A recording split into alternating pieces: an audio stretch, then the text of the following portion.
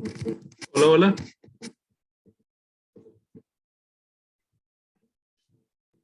¿Cómo están? ¿Cómo los fue Bien, el día? Bien, profe, ¿y usted? Bien. Ya dejé las cajitas de Petri en el refri. Qué pocos, hoy 5. Yo creía que ya muchos iban terminando la práctica y todo, ¿verdad? Ya se iban sumando.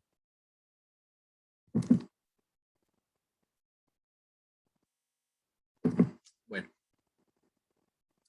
em, el día de hoy vamos a hablar de la parte de la biotecnología azul, ¿verdad? O la biotecnología marina. Em, Bueno, la biotecnología azul, dice acá, se ocupa de la aplicación de métodos moleculares y biológicos a organismos marinos y de agua dulce.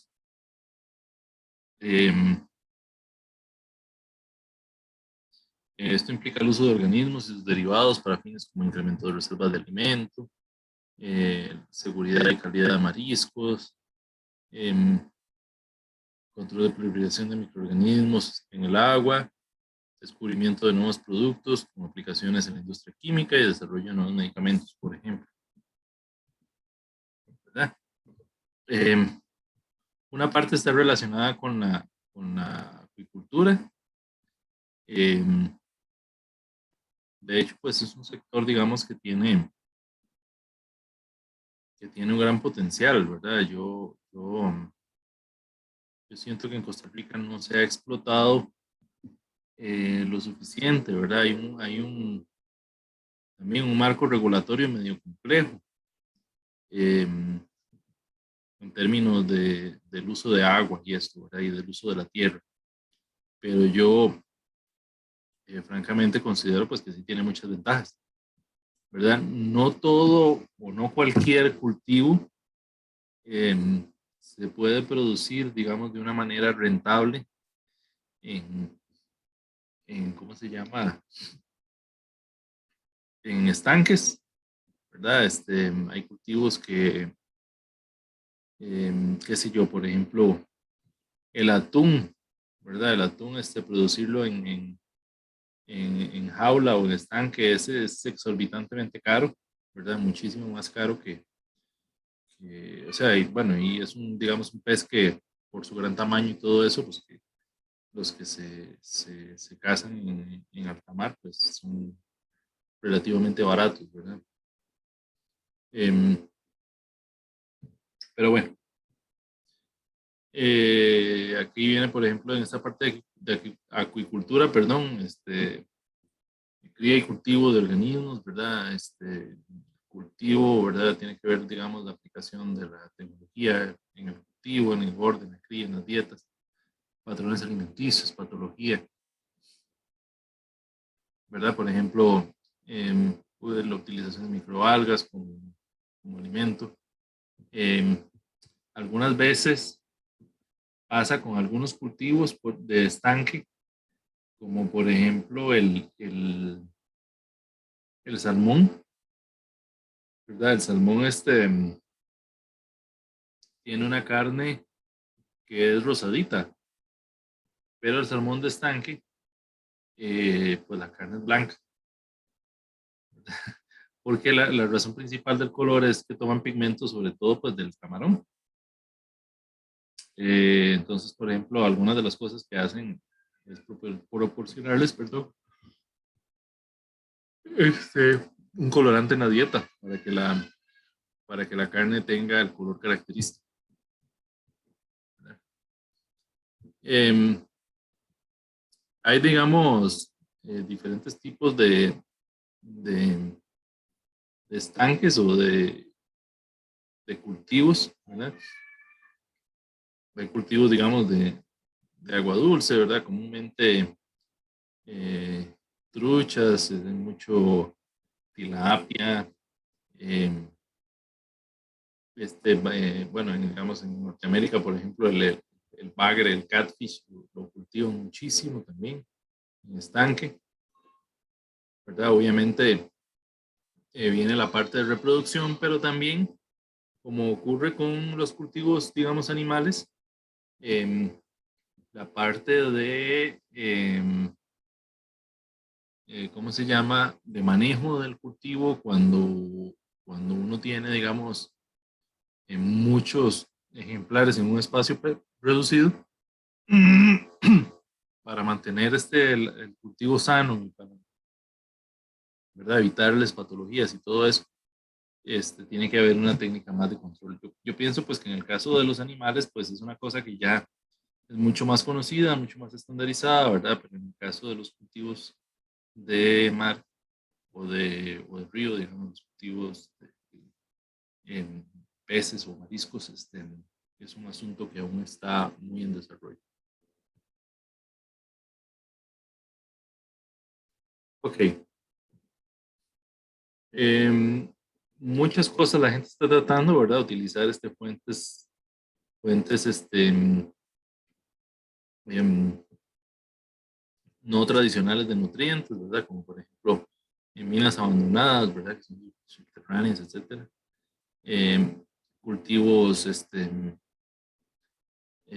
¿cómo se llama? Con sistemas hidropónicos, ¿verdad? En los cuales, por ejemplo, parte de los desechos que producen los peces, las plantas los toman como nutrientes, ¿verdad? Y pues así, ¿verdad? Digamos, tenemos como las dos partes.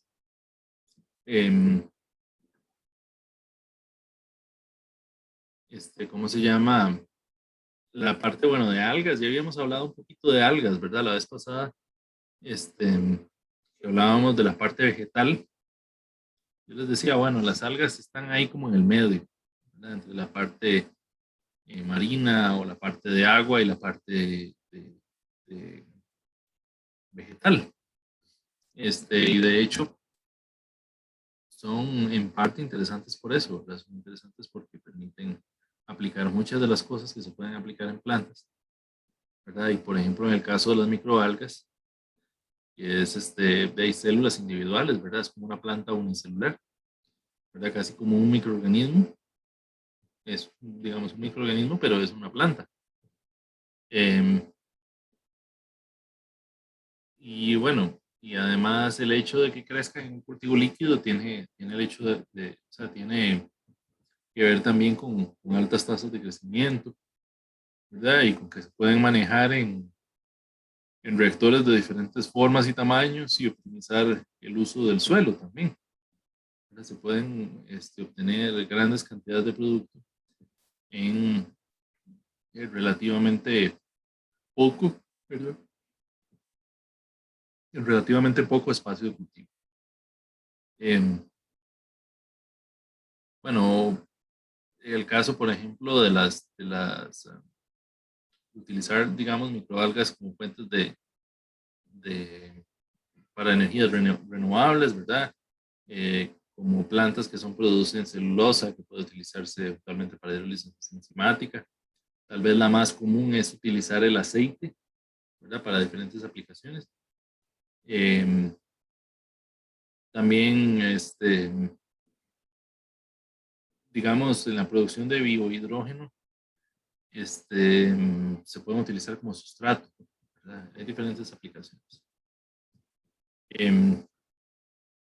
Por supuesto, una gran parte de esto está mediado, digamos, por ¿cómo se llama? Estudiar la parte de la productividad, ¿verdad? Eh, hay una parte también del potencial genético, ¿verdad? Es un área que está pseudo explotada, ¿verdad? Es un área en el cual todavía hay mucho por conocer. De los mares realmente sabemos relativamente poco. Eh, Sobre algunas técnicas de biología celular, ¿verdad? También hay aplicaciones. Eh, si yo, por ejemplo, conozco un poco sobre las poblaciones, sobre las características genéticas de las poblaciones, yo podría eventualmente trazar si un pescado fue cultivado, ¿verdad?, en una zona en la cual es permitido o fue cultivado en una zona en la que no. Sencillamente con la composición genética, ¿verdad? Esto es como, como ahora con el virus, ¿verdad? Que la gente dice, bueno, ¿y por dónde entró? Entró por este lado, por aquel otro, ¿verdad? Dando seguimiento un poco a los cambios que va teniendo de manera el genoma, pues se puede identificar, ¿verdad? ¿Cuál es el origen? ¿Verdad? Entonces, de la misma manera se puede trazar, por ejemplo, pescados o mariscos utilizando PCR, ¿verdad? Si se construye la información suficiente. Por supuesto, utilizar genes ¿cómo se llama?, de organismos marinos en otros organismos que pueden ser o no del mar, ¿verdad? Ahí hay un ejemplo que dice el gen somatotropina del, del salmón o el gen de la hormona inhibidora de la muda en cangrejos, ¿verdad? Es decir, migrar eh, una, una estrategia que le permita a un organismo protegerse de una patología, ¿verdad? Que esa estrategia está tal vez en otro organismo, eh, o incluso de expresarlos en microorganismos, ¿verdad? Que yo considero que es en muchos casos más sencillo, o digamos con menos implicaciones también de éticas, digamos así, y producir pues el compuesto, ¿verdad? Si es que tiene aplicación directa, digamos, usándolo de esa manera. Habla aquí, por ejemplo, de unas proteínas anticongelantes, por ejemplo, de algunos peces de climas fríos, ¿verdad? Y aquí vienen pues un buen grupo de ejemplos.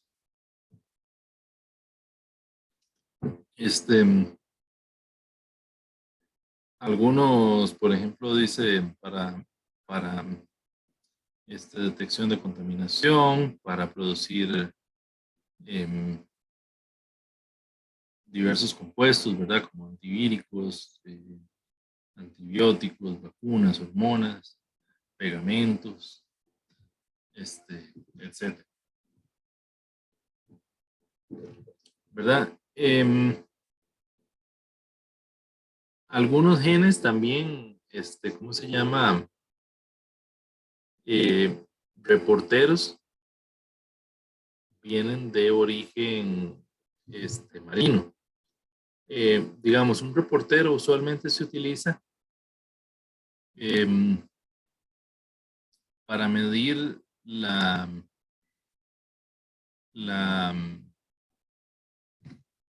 digamos, para medir la fortaleza de un promotor en un organismo, ¿verdad? Por ejemplo, este que aparece aquí, el de la proteína verde fosforescente, el de la proteína verde fluorescente, perdón, que es un gen que viene pues de las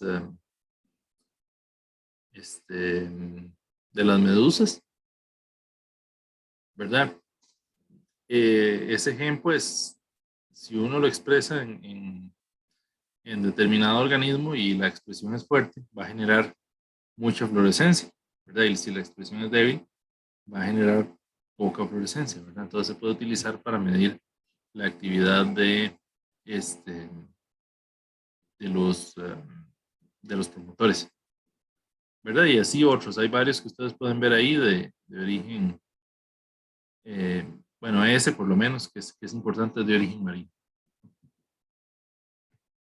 Aquí habla un poquito más de las proteínas verdes fluorescentes. Dicen presencia de iones de calcio, el complejo aecurina cambia la conformación, ¿verdad? Cuando incide la luz ultravioleta, esta se excita, emite luz y la transfiere a la proteína y de eso da un color verde fluorescente. Entonces, bueno, eso se ha utilizado em, algunas veces nada más para diversión de la gente, ¿verdad? Para hacer ahí vienen como unos ratoncillos, ¿verdad? De color verde fluorescente, ¿verdad? Hay unos pescados comerciales que se han hecho también con la proteína verde fluorescente, pero sí tienen varias aplicaciones, ¿verdad? Eh, Perdón, eso que hablábamos como reportero. De hecho, me parece que la persona que lo descubrió le dieron un premio Nobel por eso, ¿verdad? Ahí están los pescaditos que les decía, ¿verdad? Que esos eh, principalmente los producen como por diversión. Em,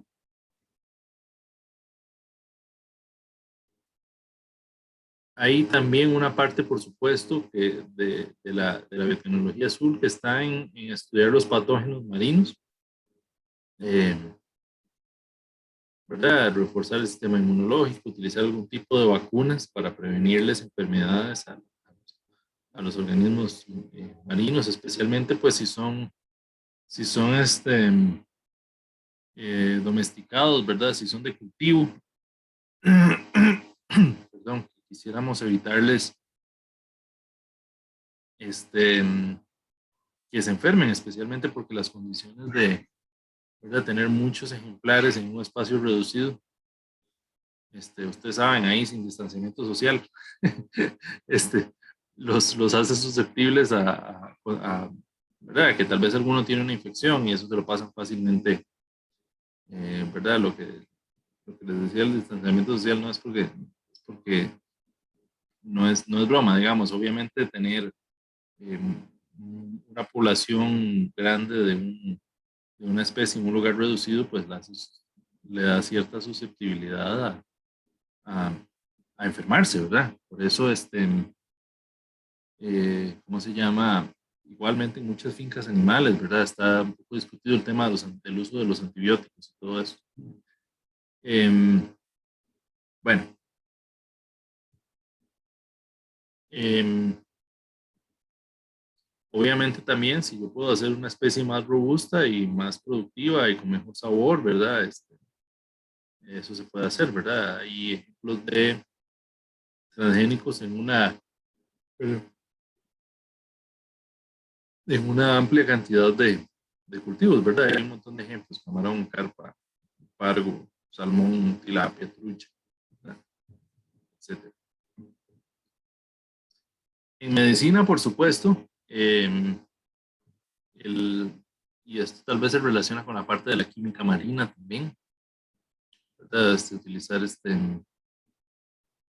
obtención, digamos, de compuestos activos, principios activos, ¿verdad? El metabolismo de los organismos marinos muchas veces es bien diferente al de los organismos terrestres. Entonces, pues aquí hay un gran potencial de producir moléculas que son...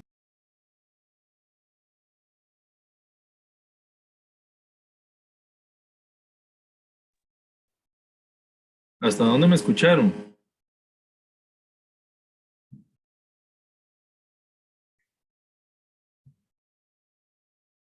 ¿Me escuchan ahora? Sí.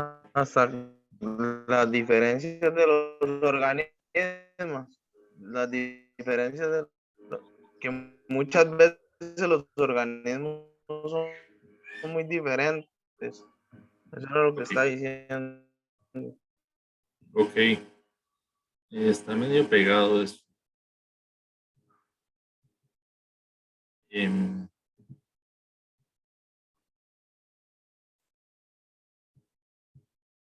sí, que hay un potencial muy grande de producir nuevos compuestos, ¿verdad? Porque el metabolismo es un metabolismo bastante distinto. Em, por supuesto, tal cual se hace.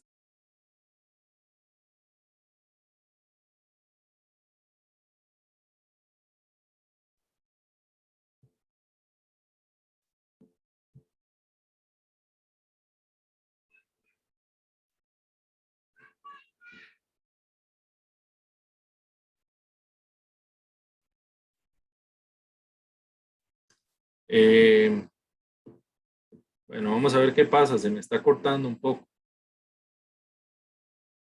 ¿verdad? Bueno, que hay que es un metabolismo muy particular, ¿verdad? Que son capaces de producir una, una cantidad de metabolitos importantes, distintos, y que existe un potencial, ¿verdad? En estos metabolitos de tener propiedades antimicrobianas o algún otro tipo de propiedad.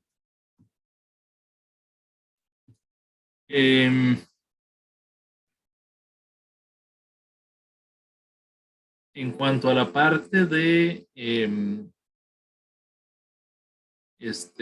bueno, algunas de las aplicaciones de lo que veíamos, ¿verdad? De algunas proteínas o algunos metabolitos bioactivos de origen marino. Hay aquí algunos ejemplos, ¿verdad? Comerciales, ¿verdad? Con aplicación analgésica, ¿verdad? Contra cáncer, contra infecciones, ¿verdad? Antimicrobiano, osteoporosis, ¿verdad? Como por ejemplo, de las sanguijuelas, un anticoagulante, ¿verdad? Por ejemplo. Eh, la hidroxiapatita, ¿verdad? Que ustedes saben que es un mineral como el de los huesos, eh, que es un mineral durísimo. También se puede obtener de, este, por ejemplo, los arrecifes de coral, ¿verdad? Y algunos, por ejemplo, un adhesivo de mejillones, ¿verdad? Antiinflamatorios de las esponjas, etc.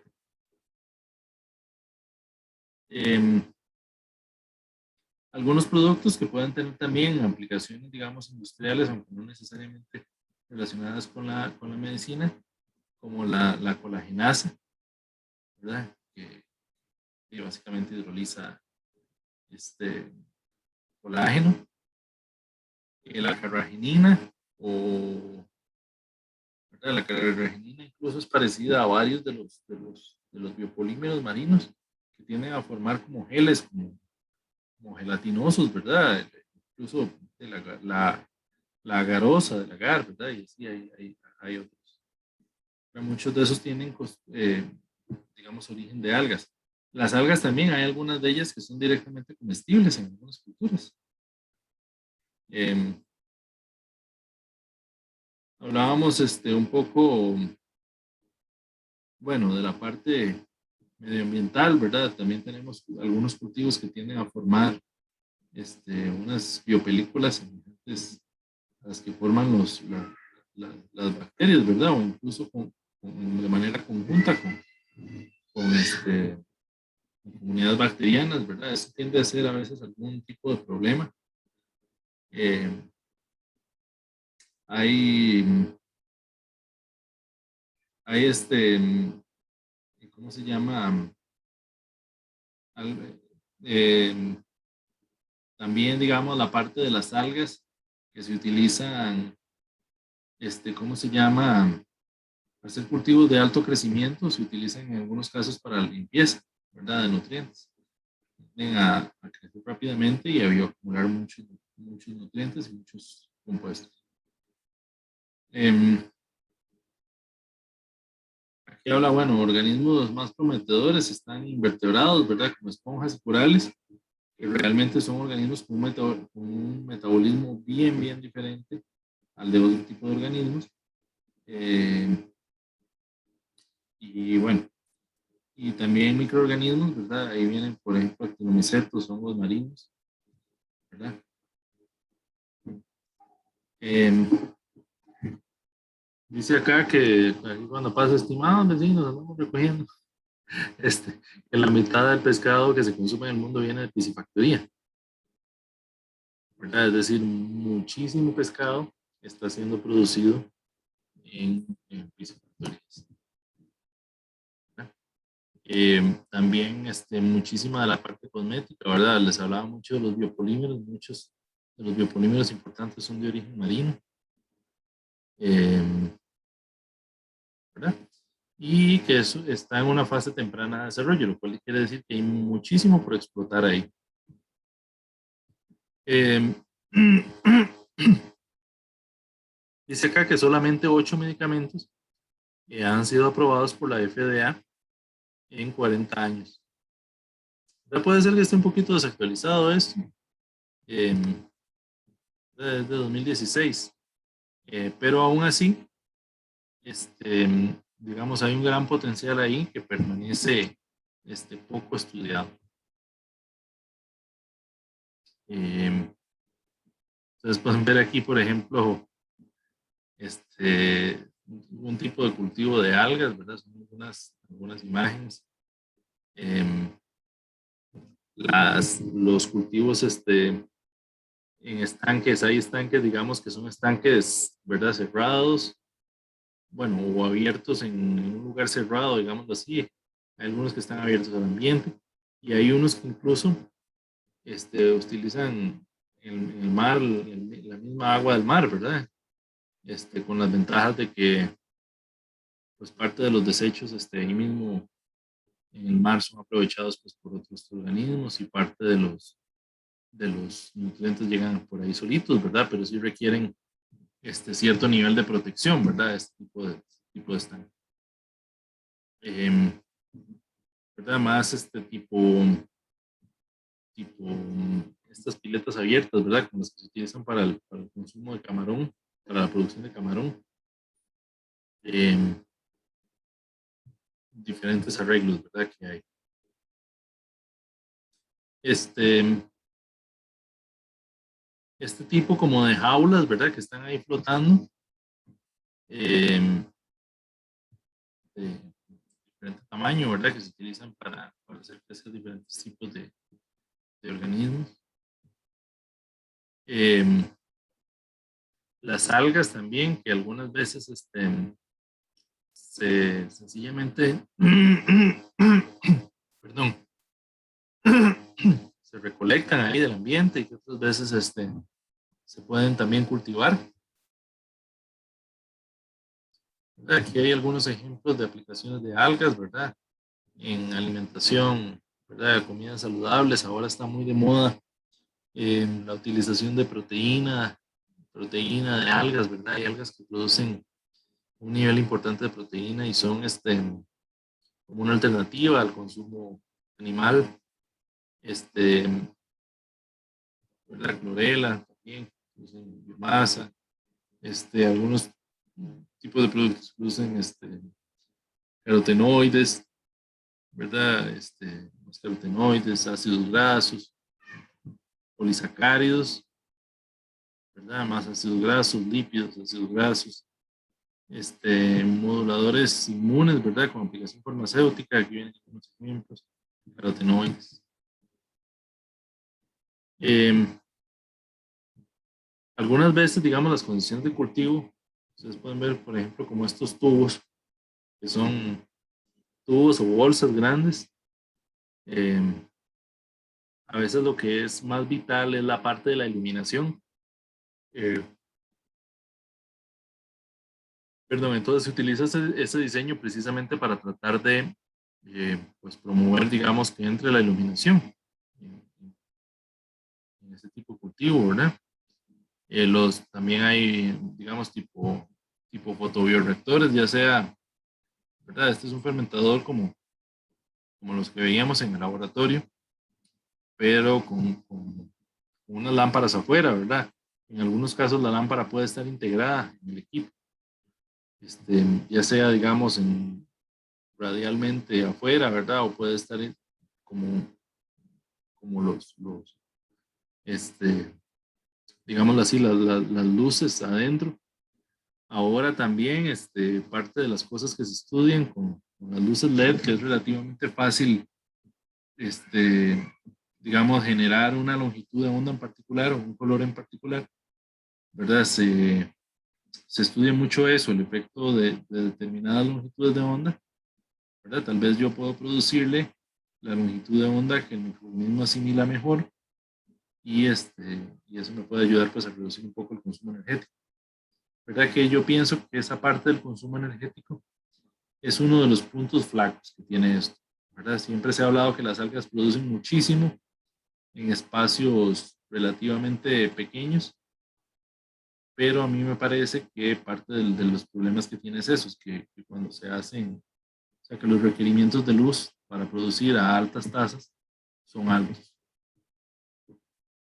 La semana pasada me parece que algunos les ponía un video, ¿verdad? De una planta que viene al tecnológico, que era más o menos un sistema como este, ¿verdad? Que tienen ahí como una placa que, es decir, en el estanque crece ahí de manera abierta y después toman el sistema, ¿verdad? Que va como barriendo el fondo y recuperando todas las algas y las saca del estanque.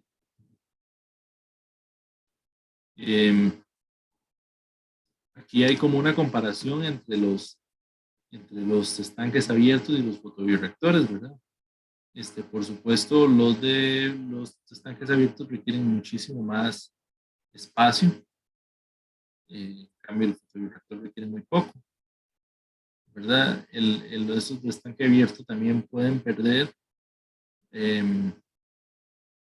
muchísima, muchísima agua por evaporación, sencillamente, porque ahí están abiertos. Eh, en cambio, digamos, obviamente un fotobioreactor cerrado, pues es poco. Eh, la pérdida de CO2 también es más posible en un estanque abierto. La, la parte de del oxígeno, algunas veces en los estanques abiertos es más compleja, ¿verdad? En un fotobioreactor, pues con un flujo ahí de O2 o de aire es más que suficiente. La temperatura, por supuesto, es más difícil de controlar. La limpieza, más bien, aquí es al contrario, ¿verdad? Un estanque abierto, pues la limpieza es relativamente sencilla, mientras que en un fotobioreactor hay que garantizar que haya una buena limpieza. En un fotobioreactor, por supuesto, el riesgo de contaminación es bajo. En un estanque abierto, pues es alto, digámoslo así. Obviamente, en un estanque abierto van a crecer bacterias y van a crecer otras cosas, pero muchas de ellas no son realmente un problema para el cultivo en sí mismo, ¿verdad? El problema es que las que lo sean, eh, pues podrían eventualmente matar el cultivo. Este, Perdón, la concentración de biomasa, por supuesto, también es mucho más alta en un fotobioreactor, como les decía. La flexibilidad obviamente hay muchísimas especies que se pueden cultivar en una condición de un reactor controlado, pero no en un estanque abierto. Es decir, no todas se pueden cultivar en un estanque abierto. Y pues el control del proceso también es mucho más sencillo en un fotobioreactor. Algunos de los polímeros, ¿verdad? Ahí habla, por ejemplo, del carragenano, del alginato, el agar, que se producen de algas, que tienen un valor de mercado interesante, que habla pues, de un extracto que se utiliza para la alimentación animal en Japón. Eh, por supuesto, la biomasa se puede utilizar para producir etanol, butanol, eh, el aceite para producir biodiesel, la proteína para producir aditivos alimentarios y la bioabsorción con aplicaciones ambientales. ¿Verdad? Eso es casi un resumen. Otra cosa que a veces interesa es conocer un poco cómo es la composición de la microbiota de los peces. Y es un ejemplo de un paper, ¿verdad? La microbiota de los peces se relaciona mucho con la productividad y con qué tan saludables están las especies, ¿verdad? Entonces, obviamente es bien complicado eh, estudiarlas todas, ¿verdad? Una especie pues tiene una composición amplísima de microorganismos, pero eso es, digamos, favorecer una mayor concentración o una mayor proporción de cierto tipo de microorganismos puede favorecer mucho el crecimiento de las especies. Aquí habla, por ejemplo, de que incluso, ¿verdad? Esa parte de la microbiota se puede llegar a relacionar con la liberación de ciertos metabolitos que pueden afectar, por ejemplo, el cerebro, el sistema inmunológico. ¿Verdad? Perdón, esto a su vez, alterar los péptidos que se generan en el cerebro, alterar el comportamiento de alimentación, que tanto comen, y alterar el metabolismo y eventualmente también tener un efecto sobre la microbiota. Entonces, al final, todo está relacionado, ¿verdad? Eh, por supuesto, hay diferencias que obedecen a ciertos tipos de factores, ¿verdad? Eh, la genética, el género, la edad reproductiva, la edad que tiene, el estrés, el estado nutricional, ¿verdad? Si está en condiciones de esos que crecen, que tienen poca comida, ¿verdad?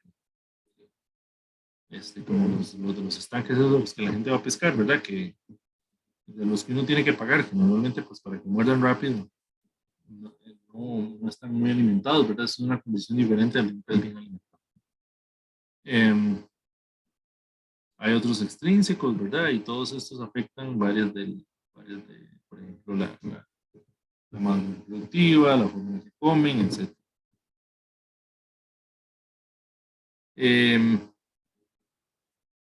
Aquí se habla un poco de ciertas cosas que se pueden hacer em, para manipular la microbiota, ¿verdad? De establecer un, un organismo que sea libre de gérmenes, ¿verdad? Utilizar antibióticos, utilizar probióticos, prebióticos, simbióticos, ¿verdad? Y aquí habla pues un poco las ventajas, las desventajas, qué especies se han utilizado. Y esta última parte que está acá se relaciona con una aplicación bueno, esto habla de las técnicas de omics, ¿verdad? Que no creo que no hemos hablado mucho hasta estas alturas del curso, ¿verdad? El genomics, el estudio de los genes, ¿verdad? El transcriptomics, el estudio de la transcripción, ¿verdad? De los ARNs, ¿verdad? Proteomics de las proteínas generadas y metabolomics de los metabolitos. Por supuesto, digamos, un menos genes que estudiar, ¿verdad? ARNs mensajeros, que estudiar proteínas y por supuesto que estudiar metabolitos. Nada más, digamos, como para que ustedes entiendan un poquito, este ejemplo habla de la producción de varios compuestos que tenían potencial antibiótico. ¿Verdad? Aquí habla, por ejemplo, de algunos de ellos en condición sumergida o en condición de fermentación de estado sólido, ¿verdad? Y ustedes pueden ver que a veces hay diferencias sustanciales en la producción. A veces, incluso algunos de ellos no son producidos eh, cuando no están en una de esas dos condiciones. Y eso se puede estudiar. ¿Verdad? Y nada más, bueno, este último es como un mapa que relaciona pues, la expresión de diferentes genes. ¿Verdad? Normalmente uno tiene una condición inicial, ¿verdad? Tiene una segunda condición y la expresión podría ser mayor o podría ser menor. Al final uno puede, digamos, como establecer algunos clústeres, ¿verdad? Relacionados y, y estudiar un poco cuál fue el efecto general que produjo la condición que yo estoy evaluando por ejemplo, en la transcripción de un, ¿verdad? Y eso sería. No sé si tienen alguna duda.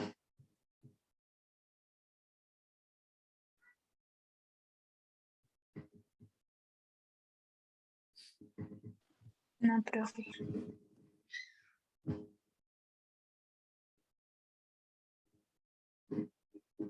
¿Cómo les va con el trabajo?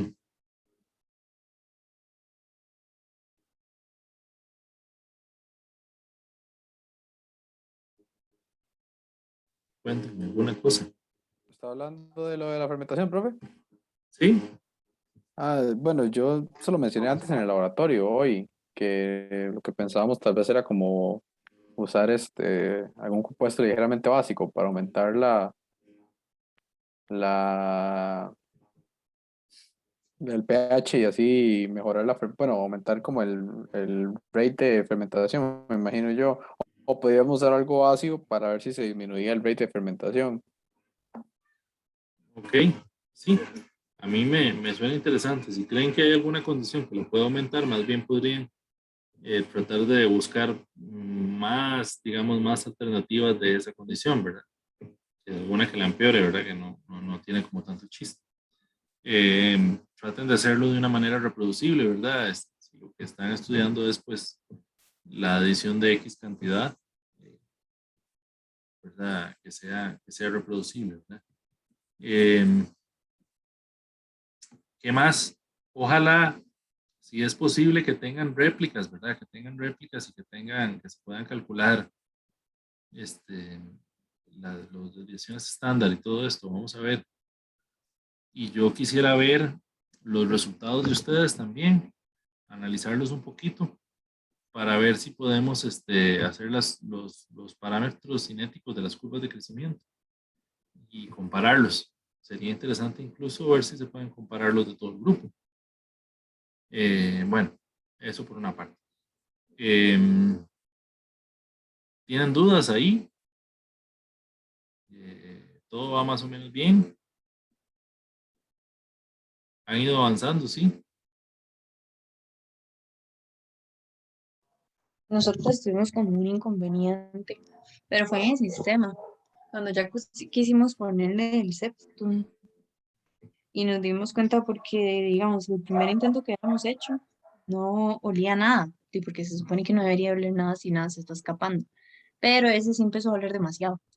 Entonces, de ahí, tenemos que volver a intentarlo otra vez. Pero ahí vamos. Bueno, Ni se acuerda, algunas perdón, huele el gas que burbujea afuera. pero es que la primera vez nada, y es que fue que se estaba del septum, digamos, como que se estaba saliendo, porque de hecho tuvimos que poner como para que no se saliera de ahí, pero no funcionó. O sea, no funcionó, perdimos muestra y todo.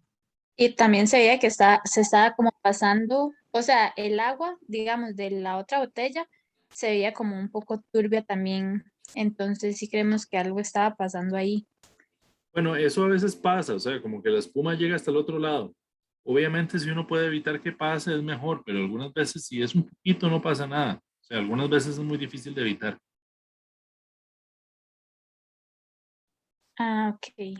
Igual sí pensamos volverlo a hacer ya esta semana, mañana de hecho, yo creo. Entonces, para ver como con otros sistemas sin el frasco de vidrio y el septum, porque sí se complicó un poco.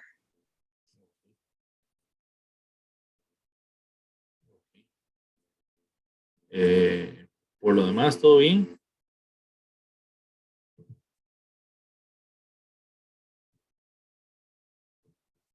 Bueno, Sí, profe, yo creo que nosotros hemos conseguido unos datos, digamos, de fermentaciones normales, entonces yo creo que ya con eso ya tenemos como casi como tres curvas, digamos, de comportamiento normal, que digamos que ese comportamiento, eso es lo que queremos compararlo con, digamos que con cualquier adición o bueno, o cualquier modificación de pH en el sistema, digamos. excelente.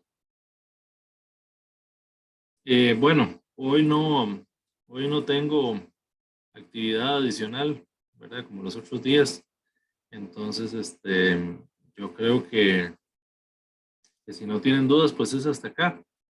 Yo les mandé, ¿verdad? El examen, no sé si les debo cosas de calificar. Ya más o menos, ¿verdad? Creo que ya más o menos estaba, no sé si alguno